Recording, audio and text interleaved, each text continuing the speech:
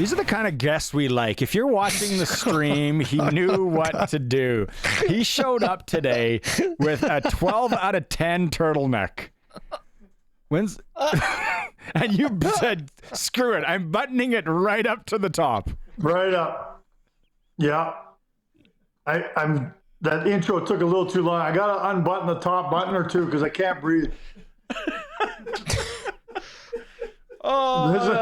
Did your son see that? No, not yet. I don't want my kids to see me like this. But you know what? He's probably going to walk in thinking you broke your neck or something. Yeah, He's like, Dad, exactly. were you in an accident?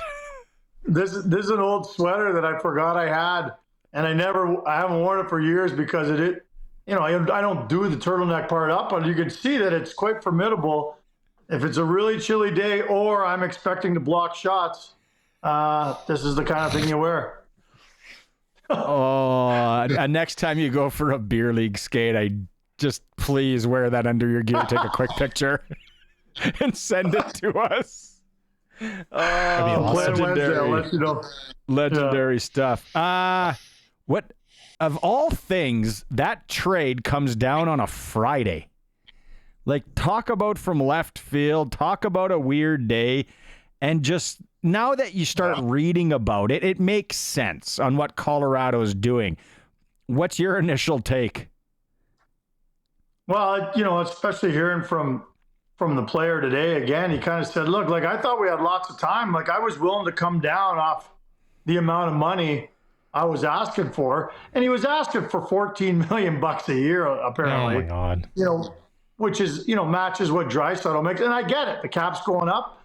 I've long said, look, Rantanen to me is a top 5 to 10 player in the NHL, period. He is that underrated, in my opinion. Like, never gets his due because it's always just, riding McKinnon's coattails. So I think he's an incredible player. Maybe we'll see. Maybe he'll be exposed and maybe he's not that good. And maybe I was wrong in Carolina. But he's got enough supporting cast there that I think he's going to continue to be a 45-goal scorer every year. Listen, maybe it's a cautionary tale for anybody who's negotiating to go, hey, be careful when you start playing real hardball. Because if you really do like where you are and ultimately your goal is to stay there, someone might call your bluff at some point in time. This was a poker game gone awry for Rantanen. I genuinely think he wanted to stay there. Him and McKinnon were like best of buds. They played together all the time. They were incredible together. Those two combined with Makar made them a cup contender. I'm not sure they've got enough depth outside of those three to do anything. And I definitely don't think they do now that they've made this trade.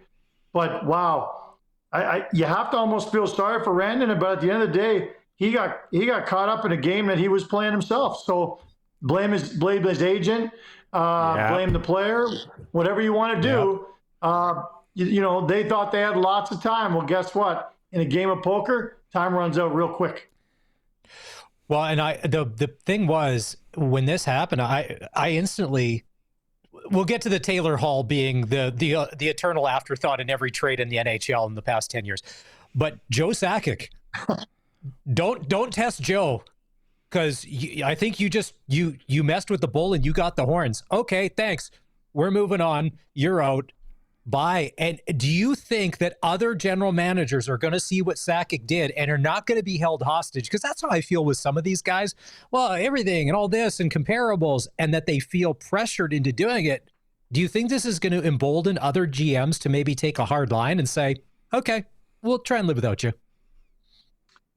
Well, I think, I hate to bring everything back to Calgary, but, what happened with Johnny Gaudreau leaving here, different circumstances, but, him ditching this team at the 11th hour when they literally thought all along they were going to get a deal signed.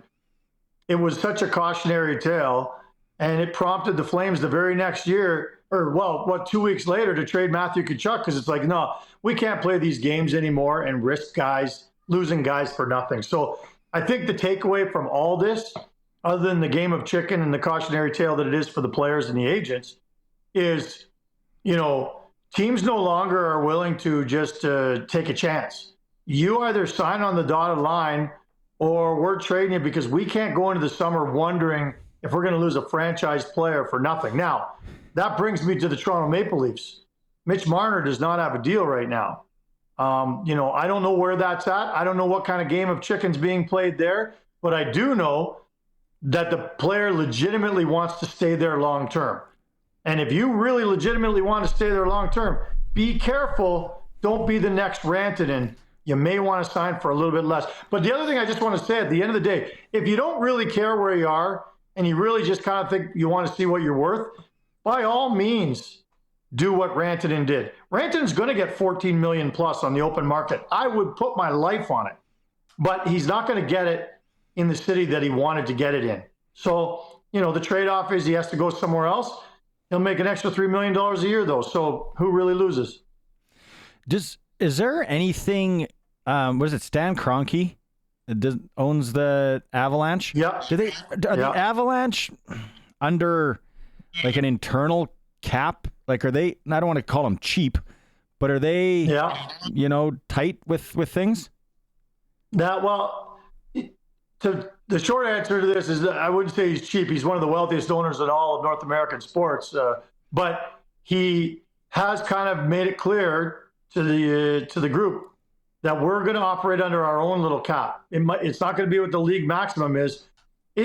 Not just that. I mean, I think that he could probably have been convinced if he thought his team had all the possibilities of winning a cup, that he'd probably go to the max again. But with Makar do a raise next year, and Makar's going to make more than both of those guys by quite a bit, if you ask me, and should.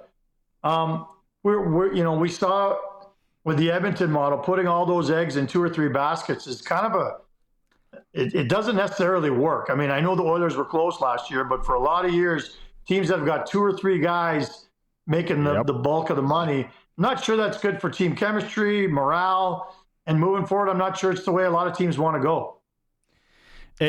It blew me away that when we looked last week, and I'm sure it's probably the same today, that the Carolina Hurricanes are, for a future bet, they got the second, best odds, I guess, behind the Oilers. Did this make Carolina that much better? And then talk maybe about the other pieces in the puzzle, like Maz said, like Taylor Hall. Yeah, Taylor Hall's a nice addition to that team, in terms of depth and, leadership. And, I think Carolina's a deep team already. And I think that, they swap out Natchez and Drury and they bring in Rantanen. Like, I still think that they come out ahead. They got the best player in the deal by quite a bit. Listen, I heard rumblings this morning talking to a guy about it. If they can't come to terms with Rantanen by March 7th, there's a possibility they would trade him, which I think would look absolutely ridiculous after giving up all these sort of these assets. I think it'd be ridiculous if they did that, but they would look bad. But I guess it's a possibility if he doesn't want to. And just judging by his body language so far, and it's early, and he's in shock for sure. I'm not sure he's really all that excited to be in Carolina right now. We'll see. That'd have been fun to get a copy of the call to his agent after that. How the hell did you let this happen? I mean, if you look at the interview when they got Nathan McKinnon's reaction. I guess it was after practice, and you could just tell like he lost his best friend. Like, he's just down. He's like, it's understandably, and he wouldn't look up at the camera, and it was, so obviously it caught some people by surprise. Probably one of the bright light stories from today. A little good news, and it's a guy we talked about last week, and we'll get to how you triggered me. Logan Thompson of the Washington Capitals signs a 6-year, kind of, what was that, like a six-ish, close to $6 million-ish a year contract extension with the Caps. Great to see. Stanley Cup champion. And Eric, last week when you brought up the Four Nations Cup, did you tell me that he didn't even get a look or didn't get consideration? Not at all. Didn't get a phone call, nothing. Okay. So, and then you mentioned Kelly McCrimmon. To me, Kelly McCrimmon, not only being, a Western Canadian, Sasky, all that, just a good hockey guy. Shout out Dodsland, Saskatchewan. Plenty. Exactly. He knows how to construct a roster for how hockey is played these days. So I checked, well, who's the brain trust for the Four Nations Cup for Canada? You've got Don Sweeney, Jim Nill, and Doug Armstrong. I really like Doug Armstrong. How he was able to assemble that team that won the Stanley Cup in 2019, that's great. The other two. So if we were to slide Kelly McCrimmon a piece of paper across the table, and there's 21 or 22 spots on there, say, you fill out Team Canada's roster. I wonder what Kelly's roster would look like. Okay, because I bet you Logan Thompson would be one of those goalies on the Kelly McCrimmon list. All right? Wow. And so that makes me wonder. Yeah, exactly. He knows how the game is played today and what it takes to win. And I'm not convinced that Don Sweeney and Jim Nill are the two most plugged in guys for hockey in 2025 in the NHL in constructing a roster. Well, I mean, look, Nill's got an impeccable resume. I'm not going to throw shade on him at all, but if we all had a chance to submit our 21 or 20 man roster, they'd all look different, right? Look, the biggest weakness was goaltending going into this. It still is. Listen, I think we live in a country right now where collectively we're all kind of hoping one of those three goalies does the same thing as Pietrangelo and says, you know what, guys, I'm going to save myself up for the playoffs. I'm going to take a pass on the Four Nations tournament. I think we'd have a parade in a lot of different cities because we may finally be able to squeeze in the best goalie Canada's had this year, which is Logan Thompson. Now, maybe there's too much water under that bridge. Maybe he wouldn't come. His quote was, and I just read it again this morning, even if they do have an injury, they won't be calling me. Now, I don't know if that means some terse. Yeah, I don't know what we should read into that. But, in light of the fact that all he's done since they named the team a month ago is just keep on winning with the highest winning percentage in the league by a mile, you'd have to go to Logan Thompson if you had another goalie do-over, wouldn't you? You can't go to Marc-Andre Fleury. It's a nice sentiment and playing in Montreal and all that, but I thought we were trying to win this thing, not trying to, sell newspapers or whatever the case is. Maybe something happened. Maybe there was an exchanging of words or text messages. Maybe, yeah. Okay, so Pietrangelo's out. So now, are we going to see Mackenzie Weegar in there? I thought so until Drew Doughty made it very clear in the media yesterday to the LA media, like, I want to play in this tournament. I'm ready to play right now. And my guess is he'll suit up for the next game for the LA Kings. I knew that he was dressing. I knew he was skating with the team. I've been following it closely because when I was in LA a couple of weeks ago, I wanted to sit down with him for just this very story. And he politely deferred because he wasn't doing media because he wasn't skating with the team yet. Well, now he's skating in a non-contact jersey, in a full contact jersey. Like he's skating, and he's probably going to play in the next game. So they have until the 11th to announce who the next defenseman is going to be. That's the day before the tournament. And my guess is, while we may not know until the 11th, they're going to drag this out for quite some time and then tell whoever it is just before the tournament. And they're doing that, I think, because they want to see if Drew Doughty can return to any semblance of the form that he's had over the last 15 years in the league. And if he does, he is the natural guy to replace Pietrangelo on that roster. So I think Weegar is a phenomenal pick and should have been picked on the team originally. That'll sound like I'm biased because I'm in Calgary, but I can tell you that he's one of the most well-rounded. He's one of only 4 guys in the league this year with 100 hits and 100 shot blocks. And I know you don't win this tournament based on that, but you have to have some element of the gritty play or else you're going to lose because it's not an all-star game. So I think Mackenzie Weegar should be the guy, but I think Drew Doughty, they'll defer to him. If he looks good, it's his job to lose. That's why we have him on, the insider, Eric Francis. He's got stories like that. It's brought to you by Southie Mainline Chrysler, the new king of trucks in Southie, Saskatchewan, worth the drive every time. Are we going to see, and you guys can both answer this, first to you, Eric, are we going to see other guys maybe saying, hey, I need the break, I'm out, make a call to somebody else? Well, Maz and I spoke just the other day about how Austin Matthews, in all good conscience, I'm not sure how he goes and plays in this tournament with all the injury issues he's had this year. If I'm the Toronto Maple Leafs, I'm asking some serious questions to him about whether he thinks he's ready for this or would he be better served with a 2-week vacation. And, in Maui. I think I know the answer, and I think everybody else knows the answer, but it's up to Austin Matthews and the medical staff to kind of come up with an answer. Look, these guys they've been itching to play best on best for so many years. We've been itching to see it as fans and media. And I guess I can't really come down too hard on a guy who decides he's going to take a bit of a chance.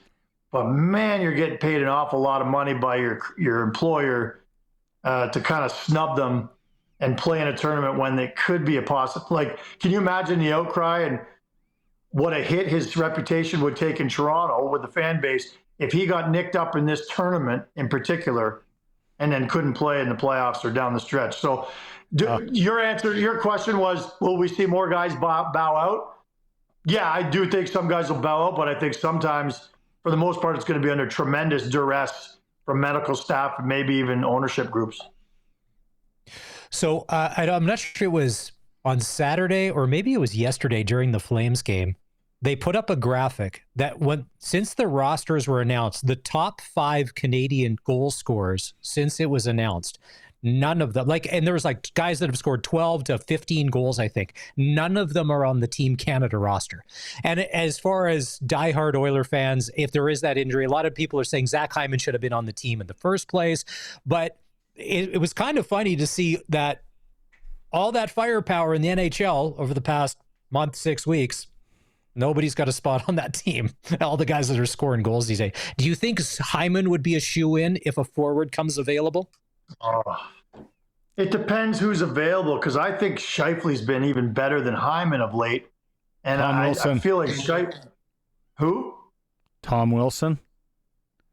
Well, yeah, this is what I mean. It depends who's hurt. Like, if Brandon Hagel's hurt, then you go with Tom Wilson, because Hagel's going to play kind of more of a tenacious brand of hockey. If you're missing a center, then it's Scheifele. If you need a winger, then you go with Hyman. You know what I mean? Like, it all depends on the role that the injured player or the player who's no longer in the tournament plays. So, look, the Hyman one, to me, going into the start of the season, yeah, absolutely Zach Hyman's in there. He's gritty. He plays a million different roles. But the season he had up until a month ago was horrific. And he's been playing shotgun with the best player in the world, and he still has horrific numbers. So I couldn't make an argument for Zach Hyman being on this team a month and a half ago. Could I make it now that he's back to his old form? Absolutely I could. But it needs a winger for him to replace. Do you think Connor McDavid goes off tonight in his first game back from his prison sentence? I thought you were going to ask if Connor McDavid's going to go to the Four Nations. I was like, whoa, no, there's a hot take. Could you imagine what if Connor decided to get back at Gary Bettman and go, you want to suspend me for 3 games? I think I got a high ankle. I think I'm going to sit this one out. Sorry, Gary. Oh my God. Sorry about NHLPA would jump in. I know. Hey, look, everyone's looking to see how he reacts when he gets back in the lineup, and how mad will he be, motivated, rested, all these things. Yeah, absolutely. I think he's going to have a burr in his bonnet, but it's not like I think he's going to go out and crush somebody else in the face or hit a guy. He's not going to do that. But yeah, he might go out for 4 points. Just another night for Connor McDavid. We asked Farhan Lalji about this last week. And then it sounded like JT Miller was close to getting moved to the Rangers late last week, and then that didn't happen. What is your take on what's going on in Vancouver, and how does this play out, and when? Like, do it now. Like, what do you keep putting Band-Aids on this for? No? Am I whacked? What an absolute circus. I can tell you that the Flames love watching this from the other side of the mountain. Just saying, yeah, you guys, that little circus you got going there, keep juggling those balls and bringing out the fire breathers, because it is a mess and it hurts their game. Like, that's a far more talented than their record indicates this year, and it's all because of this internal strife and how it gets out that a trade almost happened but didn't happen. Like, that is absolutely, like, hey, I'm in the media, so I want leaks like that. I love it when we get them. But I just think what an absolute nightmare for an organization to have that get out, that he was hours away from not dressing because he was going to go to the Rangers. And then there's rumors like 3 days later that Pettersson is imminently going to be traded. Like, first of all, make up your mind. Pick one of the two. You're not trading both of them. Pick one of the two. And in terms of when it's going to happen, I don't know. I'd say rip the Band-Aid off. But you got to get the right deal. That's the most important thing. I just find it all so comical, and to the advantage of the Calgary Flames, who are supposed to be in a race with these guys right now. So the Pettersson Miller thing, is it just a personality clash that they just don't get along? Or is there something concrete that happened? Like, why can these guys, we all have employees or fellow coworkers that maybe you don't vibe with, but you can still work with, maybe you don't talk with or go for lunch, but it's fine. Is it personal? Is it hockey? Like, what is the rift? Why is it's not the Patrick Sharp, Duncan Keith rumor from years ago. Oof, remember that bad one? Oh. I don't remember right that. off What was that? No, I don't. We can talk about that after Eric's gone. You and I can Eric's talk gone about again. that. I'm back again. I think he didn't want any of that smoke. That's why he's like, I'm clicking off this thing. Sorry, Is he back? Yeah, it's Jim Rutherford keeps calling me. I'm like, I'm going to say it, Jim. I'm just going to say it out loud. No, look, hey, I'm not in that room. I don't know all the ins and outs of that situation. I haven't dug into it. I really don't care. I just think it's up to this organization to end this little spat or whatever it is. It might be about turtlenecks. I don't know this for sure, but it could come down to something as silly as turtlenecks. I don't know. But the fact that you're holding an entire franchise hostage because of whatever's going on, that's on management to me. That really is. In closing, Maz and I, you seem like a kind of guy, you play tennis, play some rec hockey still, you go to the gym. Maz and I were talking earlier. Maz was talking about the guys that smoke outside his gym, and then the guy that smokes goes in and works out in jeans. And I'm like, of course. Like that. There's always a guy in jeans, Eric. You know that. Any gym you go to, there's always one guy in jeans. Always. Or cargo pants. Or cargo It's like you pants. go to the pool. You go to there's always a woman at the pool when you take your kids that she's dressed inappropriately, like she's at a day club in Vegas, and be like, "Hun, that is the wrong bathing suit to be wearing in public." Okay, we're not like, cool. Cover that, cover up, please. Yeah, well, if you're the jackass that goes up to her and tells her that, then I'm pissed off at I didn't you. say anything. Because what's the problem with that? I got no problem with that sort of attire, but wasn't it the Zubaz pants? Weren't they called the Zubaz pants? Like back in the day, like those were awesome. The Cincinnati Bengals stripes on these big pantalons, like ridiculous. By the time I was of the age to go to the gym, the guy that was wearing Zubaz was the cheese ball, probably worked the back door at some local nightclub. Yeah. That muscle shirt belt for sure. Zubaz, the belt, he had the lift belt. And then probably not straps. He went gloves. He was gloves. But I said that Maz, easy. I wear gloves because I don't like touching the weight. If you've seen me, be like, dude, you should touch weights and a lot more of that. But I just, for whatever reason, I just don't. So I wear gloves. I won't make fun of gloves. Straps and chalk, yes. What do you wear those white ones that Phil Pritchard wears when he carries the cup around? No, they're That's black. Ridiculous. But with the fingers cut off. Isotoners. Oh my God. Yeah, like you wear the ones like when you're like riding a Kuahara when you were a kid. Like yeah, you never do the strap up either. Yeah. Oh, okay. I didn't know that you were that guy. So, did you do that before the pandemic, or is this a pandemic thing? You did? No. Yes, I wore them before the pandemic.